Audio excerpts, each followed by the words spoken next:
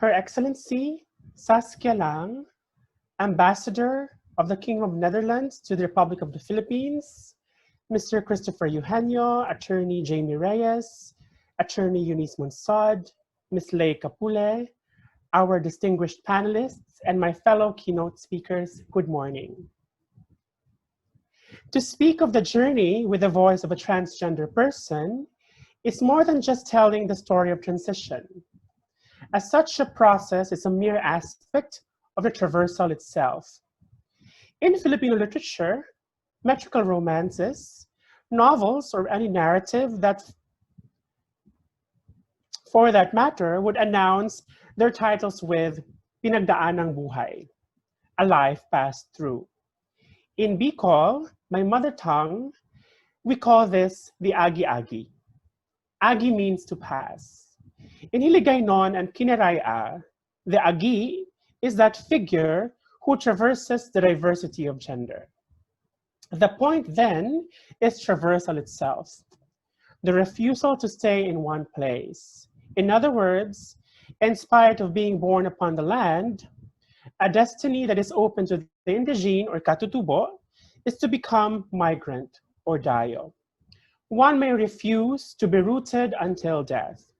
We cross over, however, not just to another possibility of ourselves, nor to a gender other than ourselves, but to one that affirms our truth. To cross borders or walk through boundaries is definitely an act of defiance, particularly against those who seek out to demarcate the world from the optics of all manner of apartheid. The truth of gender is a space where we find ourselves among others who are like us. This affirmation is not final, as we may find ourselves traveling anew another time.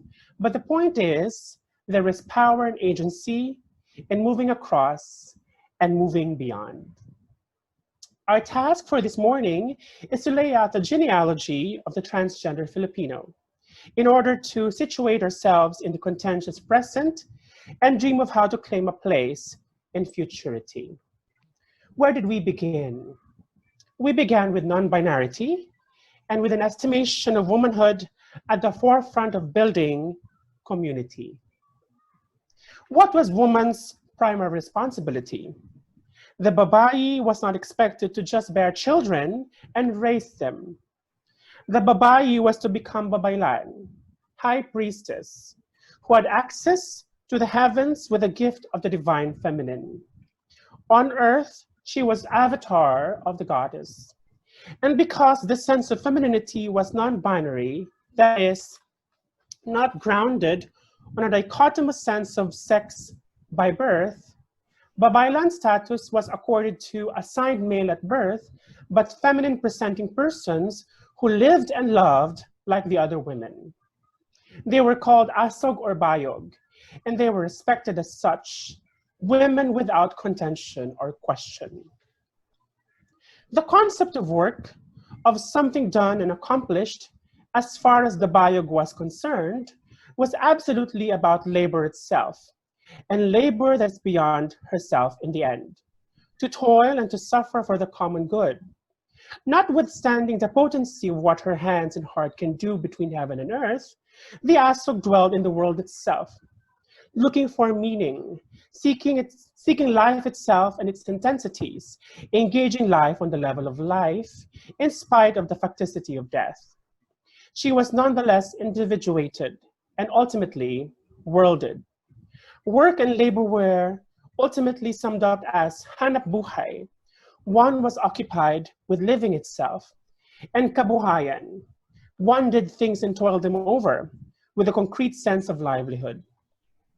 Later on, she would frame her survival and sense of wherewithal through diskarte and kayod, with creativity and industry earning her the respect she deserves. These she insisted on doing in spite of colonial and imperial systems of rule which pushed her to the margins, where she would pursue divine labor, albeit secretly in the dark, with her followers.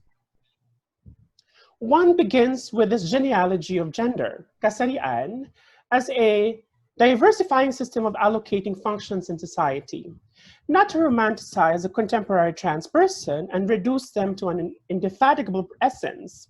Let's face it, the genre that transgender Filipinos find themselves in every day is not romance. But to begin decolonizing ourselves as gendered and sex bodies, beginning with a romance that has never included us in the first place. Nowadays, it is almost outrageous for anyone to listen to ideas and concepts on the bakla or binabayi as pathways to the pagkababayi of someone, or the tomboy or tibo as constituting a framework of pagkalalaki. What trans does is to historicize the crossing and recuperate those who are lost along the way, including our allies and accomplices. This is where we've begun, and what we must remember in order to proceed with commiseration for what has been destroyed and in anticipation of what things can be done within our current armature of sufferance. Thank you.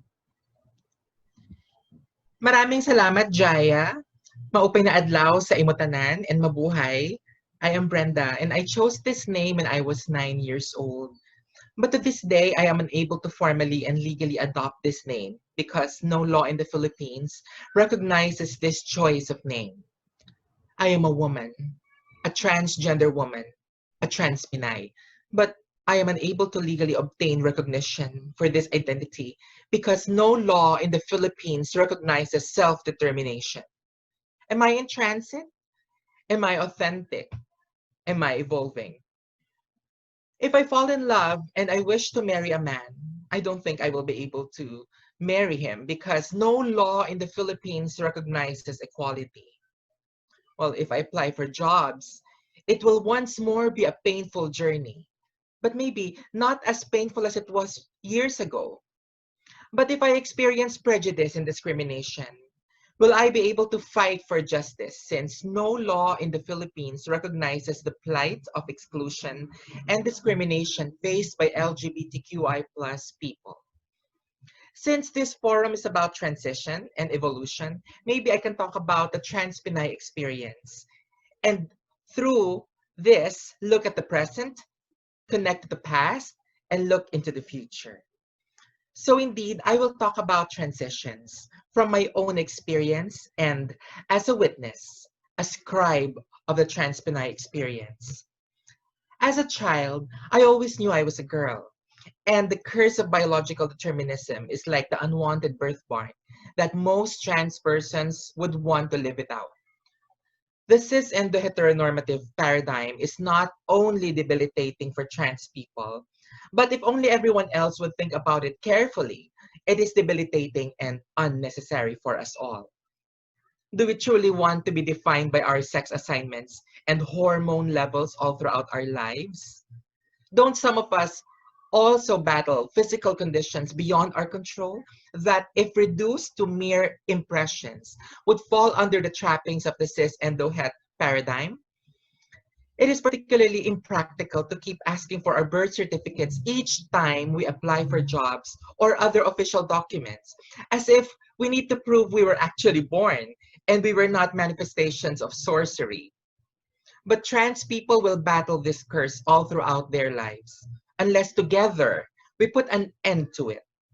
I bet there are queer, non-binary, and trans students who during job fairs would want to approach your recruiters, but would feel awkward if their androgyny would create some bad impressions. So what are the ruminations of the young job-seeking trans Filipino, Filipina, X, Y, and Z? Is it my hair? Is it a problem? How about my one-line eyebrows? These fake boobies, would they make me look unprofessional? To those who don't ruminate about these things, do they ever wonder why they hardly get the call back they always thought they deserved? Some of the smartest queer kids are invited for job interviews, but don't land the job the moment their queer selves get interviewed. And if they do land these jobs, they sometimes get asked intrusive questions and demands. We get asked, what is our current genitals, as if they change from time to time. which toilets we use, and do we have boyfriends, as if they will do our jobs for us. For those lucky few who landed jobs, they felt that they got stuck with their job ranks and that professional growth is bleak. In the Philippines, being trans sometimes translates to being less desirable for challenging career paths. We get typified as entertainers or conteceras or japaneras, parloristas, harvateras. But wait, those are all jobs, careers, and paths that some of us actually choose to be in. Although, yes, at times we were forced to fly out of the country because we hardly have options here, or that we were forced to do sex work because we failed to qualify for those professional jobs. But can we remind everyone that there is dignity and pride in being a Japanera, a contesera, parlorista, or harvatera? And as we lobby for protections and recognition for those jobs, we also want other industries and sectors to hire us for other kinds of jobs we are more than capable of. We will surely make great managers and recruiters and trainers. We look around, and although there are a few out trans professionals, they still seem to be in the mode of exception rather than norm. Trans collectivism and activism helps in amplifying the voices of the oppressed and excluded. The works of STRAP, the Society of Transsexual Women of the Philippines, the longest existing trans organization locally, included the introduction of the word trans Pinay in our lexicon. We wrote to several companies questioning their toilet policies. Forging alliances with the wider community, we supported calls for local anti-discrimination ordinances and conducted Trans 101 trainings. But last year, Gretchen Diaz still fell victim to trans misogyny and discrimination, in spite of the Quezon City having its own anti-discrimination ordinance. She is a trans professional. Several trans Pinays were branded as ex-men and suspected of sex solicitation early this year during the early phases of the pandemic. And apart from some who may have lost their jobs due to COVID, many trans conteseras, parloristas, and harvateras had to suffer displacement. And the recent decision of the president to pardon Jennifer Laude's murderer triggered anxieties among us. Mind you, for some of us, the workplace is like a haven of protective space. When we transit between our homes to work, our plight is filled with violence and uncertainty. Trans misogyny is shrieking perpetually. We look forward that after a forum like this, with empowering voices and genuine allies like the PFIP and the Embassy of the Kingdom of the Netherlands, collectively, we would finally trigger the passing of the SOGI Equality Bill and possibly a gender recognition law. And to answer my earlier reflective questions, yes, I am in transit. Yes, I am evolving. And yes, I am authentic. Maraming salamat. Salamat, Brenda. I wish to end this keynote by thanking my colleagues and friends, Jaya and Brenda, and the Embassy of the Netherlands in the Philippines and the PFIP for allowing us this space to speak on issues that I hold close to my heart. Thank you, Jaya, for your beautiful words that took us through a short tour of our gendered history, and Brenda for your strength and courage in dealing with our everyday difficulties. My task is now to bring this conversation into fruition by looking at ways of moving forward in our advocacy and in solidarity with the struggles of others. The metaphor of travel offers a fitting framework for today's discussion. It compels us to think of location, not only geographically, but as a culture, as a society. It forces us to look at trajectory. Where are we? Where do we want to go? But also, where have we been? Today's theme, the evolving experiences of the transgender Filipino, is broad and overarching, but it does give us the opportunity to recalibrate our gears and make sure that we are all on the right path going in the same direction. Or perhaps it is meant to be multiple directions. I particularly appreciate the idea of an evolving experience, which suggests that there isn't just one defining transgender experience. It is ever shifting, ever changing. It is plural. There are those in our community who call for us to be part of the mainstream, to assimilate. I certainly see how assimilationism allows many of us to live in peace, both untroubled by our queerness and also not causing trouble by means of our queerness. I understand how attractive it seems to be perceived as ordinary, to pass, as Jaya mentioned earlier. My instinct, however, is to resist these assimilationisms, to insist on carving a space for ourselves in society, to lay the burden of conformity not on our queer selves or our fellow trans comrades, but on the agents of cis heteropatriarchy. We must assimilate. Why must we assimilate into a system that is built on the continued marginalization of those who are already on the margins, when so many of those disprivileged resemble us and mirror our own experiences? To determine our advocacy, the direction of our advocacy, I believe we must take into account those voices who are often unheard or ignored. The only way to move forward really is to look at our struggles from an intersecting vantage point. We need to amplify the voices of the poor, the underprivileged, those who do not have access to formal education. We need to build structures that empower young people and arm them with a fortitude that will enable them to advocate for themselves. We need to make sure that our facilities are accessible to persons with disabilities. We need to create safe spaces for those who struggle with mental health issues and those of us who are recovering from trauma. There are difficult conversations that we need to have in our advocacy circles as well. How do we recalibrate our values so that they're consistent with what we're fighting for? Trans representation is important in popular culture, social media, government, advocacy work, and the workplace. This is true. But in these divisive times, it is no longer a matter of how visible we are in the public sphere, but the kind of visibility that we have. We cannot be supportive of authoritarian regimes that trample on the rights of those who are already disprivileged, nor can we support the predatory practices of global capitalism that plunders and destroys the planet for profit, often at the cost of indigenous people. We must constantly be on guard against any of these, all of these, and we must find ways of holding each other to account.